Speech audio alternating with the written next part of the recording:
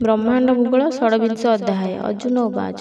ଅର୍ଜୁନ ବୋଲେ ଗଦ ଗଦେ ପଡ଼ଇ ଶ୍ରୀକୃଷ୍ଣଙ୍କ ପାଦେ।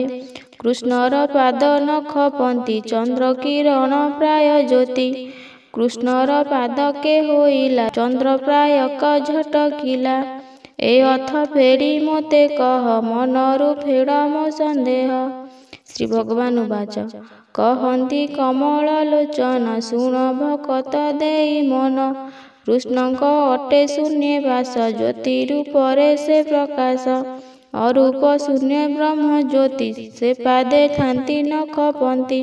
ସେଠାରୁ ବିନ୍ଦୁ ପାଦୁ ଖସି ଚନ୍ଦ୍ର କିରଣ ପ୍ରାୟ ଦିଶି। ଶୁଣି ଅର୍ଜୁନ ହେଲେ ତୋଷ ସେ ବ୍ରହ୍ମ ପାଦେ ଦେଇ ଆସ। ବ୍ରହ୍ମାଣ୍ଡ ଭୂଗୋଳ ପ୍ରକାଶ ଭଣିଲେ ବଳରାମ ଦାସ। ଇତି ଶ୍ରୀ ବ୍ରହ୍ମାଣ୍ଡ ଭୂଗୋଳ ବର୍ଣ୍ଣନେ ହରି ଅର୍ଜୁନ ସମ୍ବାଦେ ଷଡ଼ବିଂଶ ଅଧ୍ୟାୟ ସମାପ୍ତ।